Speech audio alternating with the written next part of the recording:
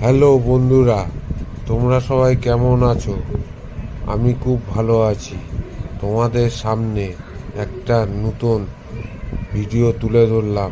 যদি খুব ভালো লাগে তাহলে লাইক, শেয়ার, কমেন্ট করে দিও। ছোট ভাইয়ের পাশে থেকো।